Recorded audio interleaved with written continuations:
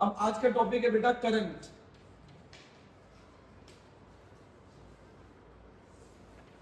आज का टॉपिक क्या है? करंट, और जिसको हम बोलेंगे बेटा इलेक्ट्रिक करंट। क्या बोलेंगे? Electric current. Electric current. बहुत सिंपल, बहुत सिंपल। ठीक, सुनो। करंट मतलब होता है टू फ्लो। करंट मतलब एनीथिंग, कुछ भी जो फ्लो होता है उसे करंट बोलते हैं। जैसे एग्जांपल के लिए अगर मैं तुम्हें बोलूं कि एक वाटर है और रिवर में वाटर जो होता है वो फ्लो हो रहा है, तो इसे बोलेंगे वाटर करंट। क्या बोलेंगे? Water current. वाटर का फ्लो होना इज वाटर करंट। अब इस रूम में एयर है, लेकिन आपने फिर भी फैन चलाया, क्योंकि ये फैन एयर को एक पर्टिकुलर डायरेक्शन में ऐसे भेजेगा, तो इसे अपन बोलते हैं एयर करंट। क्या बोलेंगे? क्या बोलेंगे? Air current. सिमिलरली अगर आपके पास में एक वायर है, बहुत ध्यान से देखना बेटा, ये एक वायर है और उस वायर का मैंने बहुत बड़ा सा हिस्सा बना दिया है, ये लो। अब इन वायर के अंदर प्रेजेंट है आपके इलेक्ट्रॉन्स। कौन प्रेजेंट है बेटा? इलेक्ट्रॉन्स। और इन इलेक्ट्रॉन के ऊपर होते हैं चार्जेस। क्या होते हैं बेटा? चार्जेस। ठीक है। और ये जो हिस्सा दिख रहा होगा, अच्छा आपने पानी का पाइप देखा? बोलो, पानी का पाइप देख लो। ये बॉटल देख लो, चलो ये बॉटल देना बेटा एक बार मुझे। तो ये बॉटल है। अब इस बॉटल के अंदर अगर मुझे पानी पीना है तो ये पानी इसी हिस्से से बाहर निकलेगा। ये शेप कैसा है? सर्कुलर। कैसा शेप है? इस हिस्से को जहां से पानी बाहर निकलता है, इस वाले पार्ट को हम बोलते हैं क्रॉस सेक्शनल एरिया। क्या बोलेंगे? Cross sectional area. तो एक पाइप का क्रॉस सेक्शनल एरिया हमेशा पाई आर स्क्वायर होता है, ये सर्कुलर। तो एक पाइप ले लो, एक वायर ले लो, एक वायर भी कैसा होता है? ऐसे ऐसे इसी शेप में, तो सिलिंड्रिकल शेप में। इसको बोलते हैं क्रॉस सेक्शन एरिया।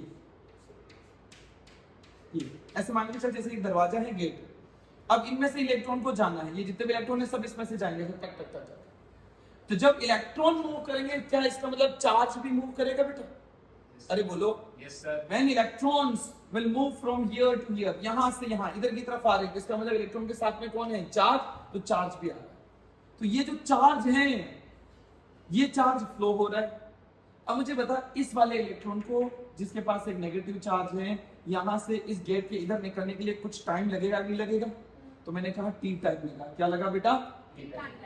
तो अब ये इलेक्ट्रिक करंट होती क्या है? बहुत ध्यान से सुनना, दो डेफिनेशन लिख रहा हूं। पहला, दी amount of charge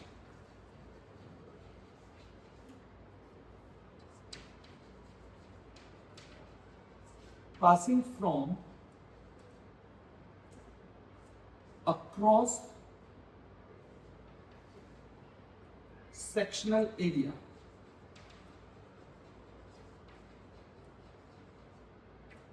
in 1 second।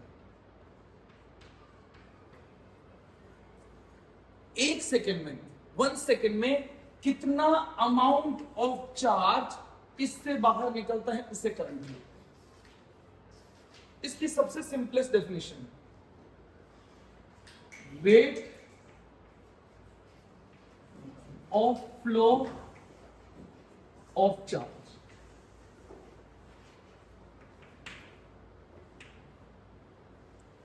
क्या याद रहेगा? करंट एक डेफिनेशन है, अमाउंट ऑफ चार्ज, कितना सारा चार्ज एक सेकेंड में, 1 सेकेंड में इससे पास होता है। या इसी लाइन को ऐसे भी बोलते हैं, rate of flow of charge. क्या बोलते हैं बेटा? Rate of flow of charge. Physics में रेट वर्ड कहीं पर भी आता है, समझ आना, इसका मतलब होता है divided by time. Rate word का मतलब होता है डिवाइडेड बाय टाइम, और यहां पर है चार्ज। तो इस बेसिस पर जो करंट का फॉर्मूला जो बनेगा कि electric current is equal to हो जाएगा बेटा आपका चार्ज ओवर टाइम, या मैं इसे बोल सकता हूं I is equal to Q upon T। जहां पे चार्ज की जो यूनिट है वो हमेशा कूलम होनी चाहिए और टाइम ऑलवेज सेकंड होना चाहिए। तो अगर मैं करंट की यूनिट की बात करता हूं कि इलेक्ट्रिक करंट की यूनिट क्या होगी, तो इलेक्ट्रिक करंट की यूनिट होती है कूलम पर सेकंड। इसी को मैं C और S -1 भी बोल सकता हूं, पर हम इन दोनों यूनिट का यूज कभी भी नहीं करेंगे, क्योंकि ये यूनिट हमने इससे बनाई है। तो फिर इसकी एक्चुअल यूनिट क्या होगी? तो जो एसआई बेस यूनिट जो हम सबसे ज्यादा यूज करते हैं, कौन सी बेटा? SI base unit. वो एसआई बेस यूनिट होती है आपकी एम्पियर, जिसको हम कैपिटल ए से डिनोट करेंगे, ampere. I hope it is clear. So electric current क्या है? Rate of flow of charge. Rate मतलब डिवाइडेड बाय टाइम। रेट कहीं पर, मैंने अभी भी बोला था थोड़ी देर पहले कि रेट का वर्ड का कहीं पर भी आ जाता है तो रेट मतलब होता है डिवाइडेड बाय टाइम। एनीथिंग कुछ भी जो टाइम से डिवाइड हो रहा इसका मतलब होता है rate. Rate of flow of charge, कि ये जो चार्ज जो फ्लो हो रहा है, जा रहा है, कितने टाइम में निकल रहा है, कितने टाइम में निकल रहा है चार्ज, यही आपकी इलेक्ट्रिक करंट बनाता है। क्या बनाता है बेटा? आपका इलेक्ट्रिक करंट, जिसका फॉर्मूला था I = Q/T। ये जो Q है, जो चार्ज है, it should always be in coulomb. ये हमेशा कुलम में ही होना चाहिए, कुलम में ही होना चाहिए। अगर ये मिली कुलम में आ गया तो भी आप कन्वर्ट करके कुलम में चेंज करोगे, माइक्रो कुलम में आ गया तब भी आप चेंज करोगे। और the time should always be in second, ये टाइम हमेशा सेकंड में ही होना चाहिए। अगर ये मिनट में आ गया टाइम क्वेश्चन में तो भी आप उसे सेकंड में चेंज करो। बताओ ये चीज क्लियर हुई? यूनिट जो रहेगी वो हमारी इसकी रहेगी एम्पियर। क्या रहेगी बेटा? एम्पियर। अब जैसे मैंने ये कहा कि भाई एक बात बताओ, टाइम है, मेजर करो, किससे करोगे? वॉच से मेजर करो। अरे बोलो, टाइम को अगर मेजर करना है तो वॉच, स्पीड मेजर करना है तो स्पीडोमीटर, लेंथ मेजर करना है तो टेप हो जाएगी, मेजरिंग टेप वगैरह हो जाएगी, स्केल वगैरह डिफरेंट हो जाएगा। उसी तरीके से अगर करंट को मेजर करना है तो एक इंस्ट्रूमेंट होता है जिसका नाम होता है ammeter. I is measured by an instrument called ammeter। एक ऐसा इंस्ट्रूमेंट जो इलेक्ट्रिक करंट को मेजर करता है उसका नाम होता है बेटा क्या है? अमीटर। और एक लाइन लिख रहा हूं जो अभी नहीं समझ में आएगी, ये बाद में समझ में आएगी, अभी सिर्फ मैं लिख रहा हूं जिसे थोड़ा सा दिमाग में रखना। दैट इट इज, कौन बेटा? अमीटर। ये लिख देना साथ में ना, it is always connected in series in circuit. ये लाइन किसमें कनेक्ट करते हैं बेटा? इसको सीरीज में कनेक्ट करते हैं, जो मैं आपको आगे समझाऊंगा। क्या ये सारी लाइनें क्लियर हुई बेटा? अरे बोलो यस सर। पक्का वाला? Yes sir. ये है आपका इलेक्ट्रिक करंट का पूरा इंट्रोडक्शन, जिसमें हम लोग क्या करते हैं बेटा? Rate of flow of charges, जो चार्जेस होते हैं, जो फ्लो होते हैं, उस फ्लो होने में लगने वाले टाइम ड्यूरेशन में, और वो टाइम ड्यूरेशन हमेशा यूनिट सेकंड होना चाहिए, यानी कि 1 सेकंड होना चाहिए। तो 1 सेकंड में कितने सारे चार्जेस जो है वो पास हो जाएंगे, कितने सारे चार्जेस इस क्रॉस सेक्शन एरिया से पास हो जाएंगे, वही आपका इलेक्ट्रिक करंट बनाता है। इलेक्ट्रिक करंट की जो यूनिट होती है वो होती है एम्पियर, या इसकी अदर यूनिट होती है बेटा कूलम पर सेकंड। इसका फॉर्मूला होता है चार्ज अपॉन टाइम। क्या होता है बेटा? Charge upon time. ये इलेक्ट्रिक करंट जो है, जो मेजर जिस इंस्ट्रूमेंट से करते हैं उसका नाम होता है अमीटर, और इस अमीटर को हमेशा सीरीज में लगाते हैं। हमेशा किसमें लगाएंगे? सीरीज में। मैं आगे जाकर अमीटर थोड़ा बहुत बताऊंगा तब आपको समझ में आ जाएगा कि सीरीज में क्यों लगाते हैं। I hope it is clear. चलो आगे चलें बेटा।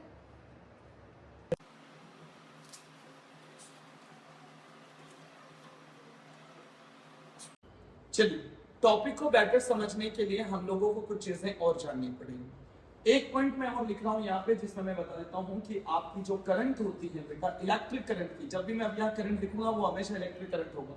So current is a scalar quantity. What do you understand by the scalar quantity? It only has a magnitude, no direction. मजेदार वाली बात बताऊं क्या है कि current has the direction. Magnitude. Electric current की डायरेक्शन होती है और इलेक्ट्रिक करंट का मैग्नीट्यूड भी होता है, उसके बाद भी ये एक स्केलर क्वांटिटी है, नॉट वेक्टर। अब ऐसा क्यों? जैसे मैं एक एग्जांपल दे रहा हूं, थोड़ा सा समझना। देख मत बेटा, छोड़, मैं एक एग्जांपल दे रहा हूं, थोड़ा सा ध्यान से देखना।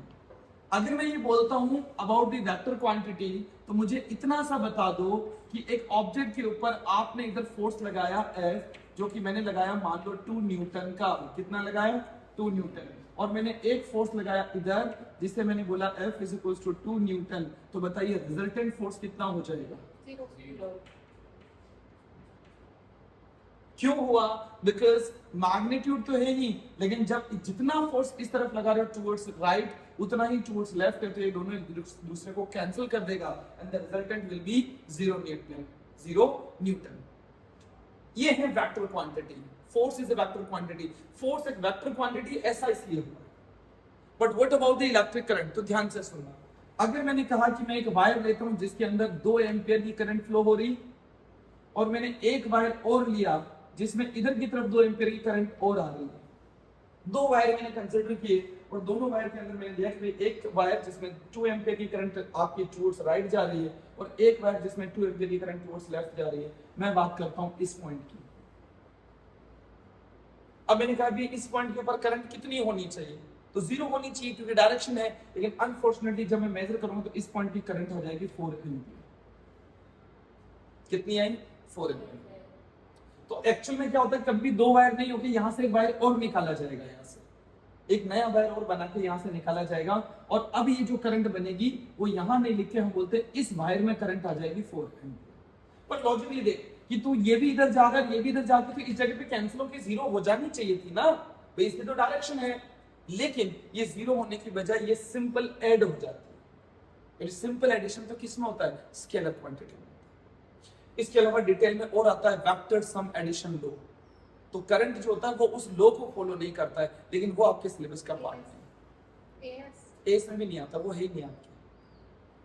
पर इसके रिलेटेड मैं 2-3 क्वेश्चन करा देता हूं। मैं इसका एक सिंपल सा मैकेनिज्म समझा देता हूं। जो ये पॉइंट होता है, इस पॉइंट को हम बोलते हैं जंक्शन या नोड। क्या बोलेंगे बेटा? हाँ, इस पॉइंट को आप जंक्शन बोल दो। चलो, तो एक जंक्शन के ऊपर एंटरिंग करंट, कौन सी करंट बेटा? Entering current, sum of entering current is equals to sum of leaving current. ये वाली लाइन हमेशा याद रखनी बेटा। यानी किसी जंक्शन पे आने वाली करंट, अब बताओ क्या ये करंट इस जंक्शन की तरफ जा रही है? क्या ये भी इधर आ रही है? इन दोनों का सम कितना हुआ? 4 एम्पियर। ये आंसर, ये जो जाने वाली करंट है उसके हमेशा इक्वल होता है। क्या ये याद रहेगा? 1-2 क्वेश्चन कर ले इस पे। 2 क्वेश्चन करा देता हूं, एक करा देता हूं शानदार वाला, तुम बोलोगे वाह सर क्या क्वेश्चन कराया। ये जो भी नोट्स है वो पोस्ट कर करके डिक्लेयर किया वीडियोस है ना। देखो, मैंने कहा है कि तुमसे कि यहां पर आपके कुछ जा रही हैं ब्रांचेस। ये है आपका 2 एम्पियर करंट इधर की तरफ, ये है P एम्पियर करंट P। ये है, पहले क्वेश्चन में जो पूरा लिखने देना बेटा।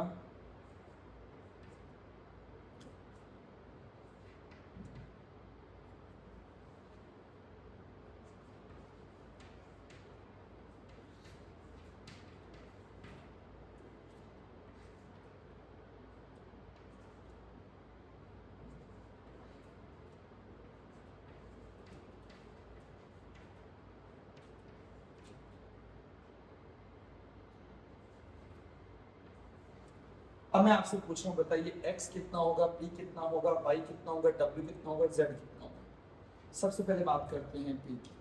बताइए इस पॉइंट पे आने वाली करंट ये रही, ये भी आने वाली, तो आने वाली करंट का सम जाने वाली करंट के इक्वल हो जाएगा। तो 2 + 3 कितना हुआ?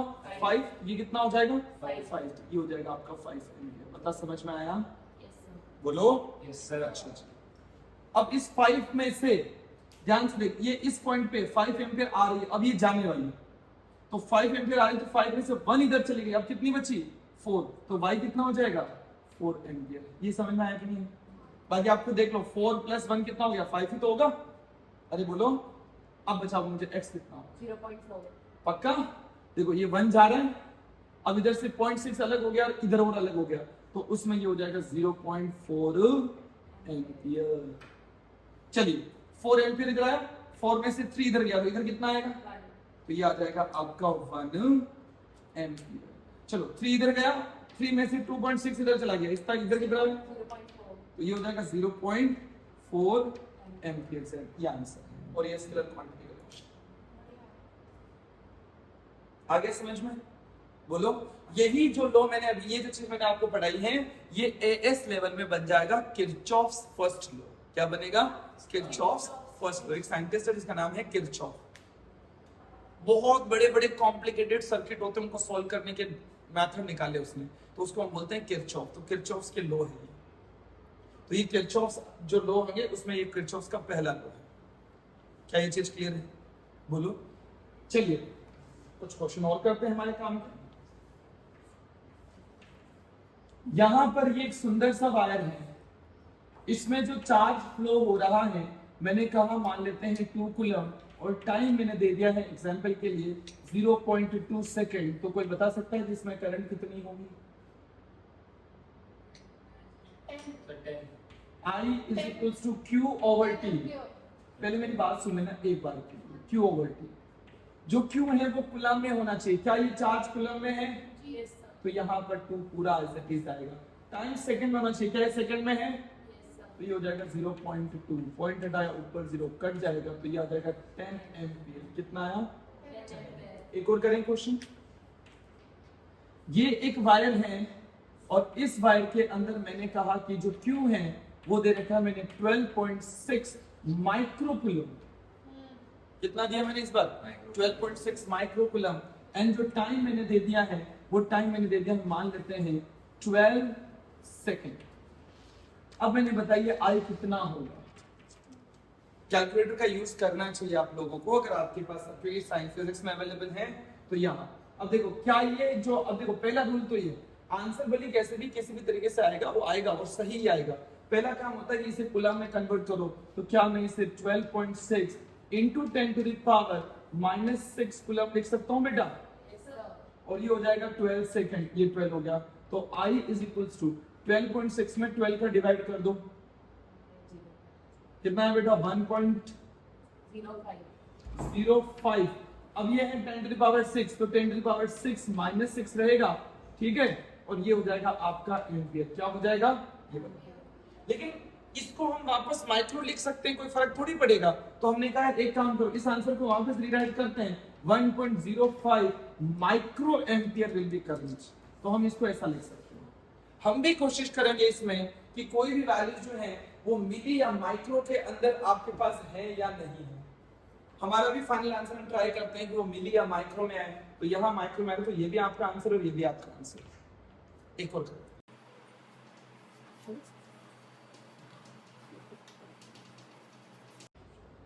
बताओ करंट कितनी होगी?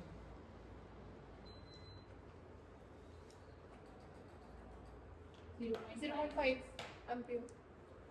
0.5 एम्पियर। कैसे निकाला? मिनट को सेकंड में करा। बस ये हो जाएगा 300। 600. और ये जो टाइम है वो 10 मिनट्स है। हम मिनट्स नहीं यूज करते, हमें टाइम में क्या चाहिए बेटा? सेकंड। 10 मिनट में कितने सेकंड होते हैं? 600 सेकंड। ये कट गया, ये आ जाएगा आपका 1/2, ये भी कट जाएगा तो 2 टाइम, और ये हो जाएगा 0.5 सॉरी एम्पियर करंट। आया समझ में? बोलो। Yes sir. एक क्वेश्चन लास्ट।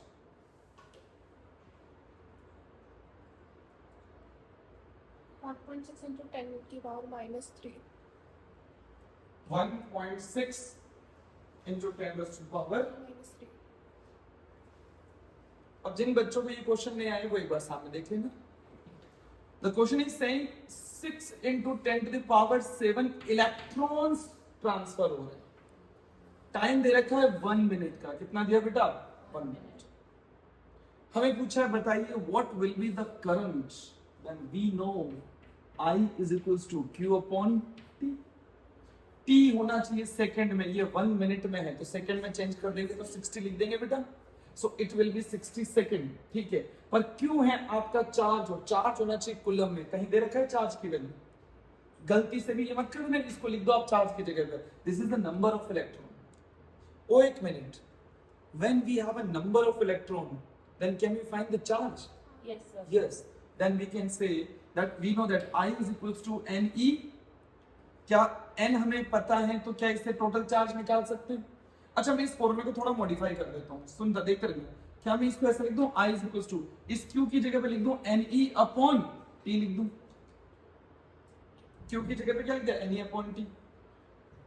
अब आपका काम आसान हो गया, अगर करना चाहो तो ये हो जाएगा 6 into 10 to the power 17 into 1.6 into 10 to the power minus 19 divided by, आप चाहो तो सेपरेटली अलग से भी निकाल के कर सकते हो, डिवाइडेड बाय 60।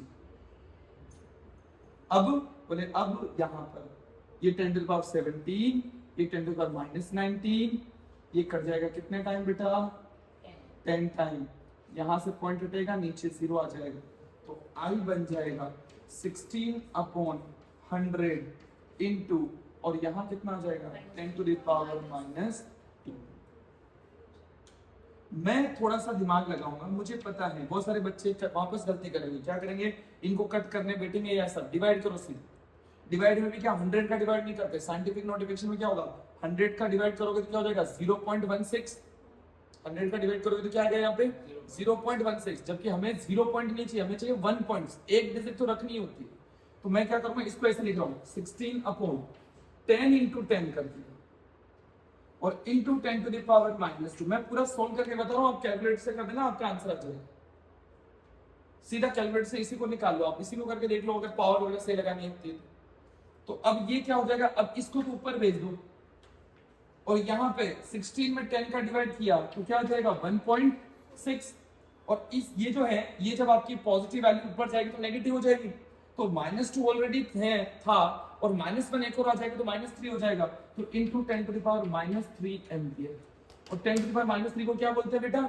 मिली। तो ये हो जाएगा आपका current is equals to 1.6 milliampere हो जाएगा। और आप डायरेक्ट करो ना, आपको तो कैलकुलेटर अलाउ है, तो आप डायरेक्ट करना, आपका आंसर ये बनेगा। बस पावर वगैरह सही रखना।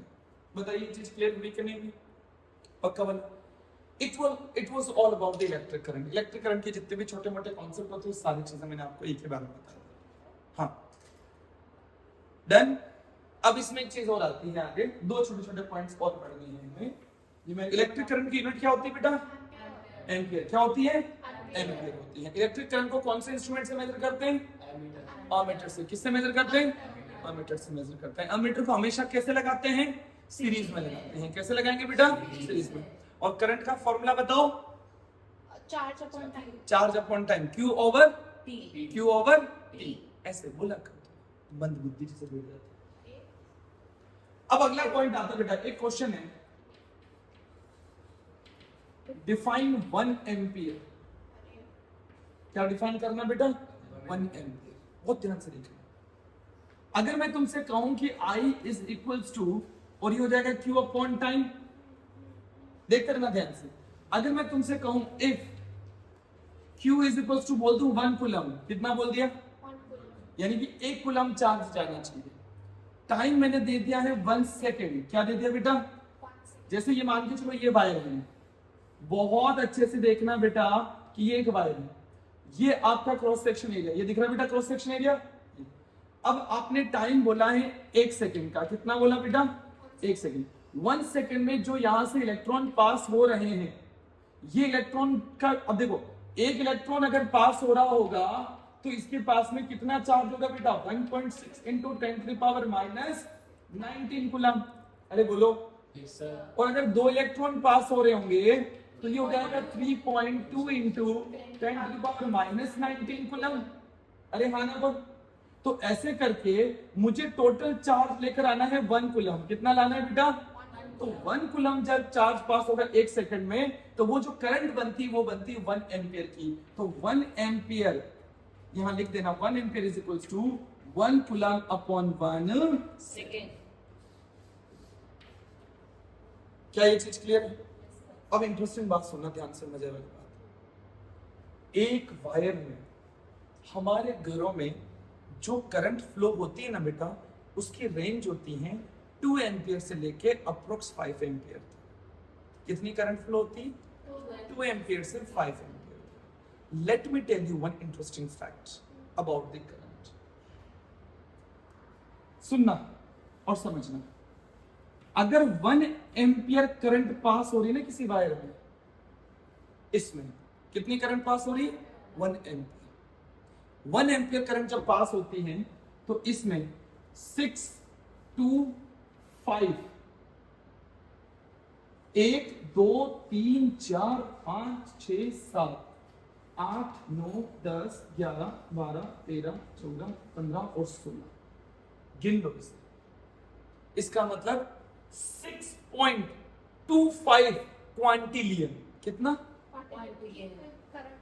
मिलियन, बिलियन आता ना, मिलियन बिलियन ट्रिलियन क्वाड्रिलियन, फिर आता क्वांटिलियन।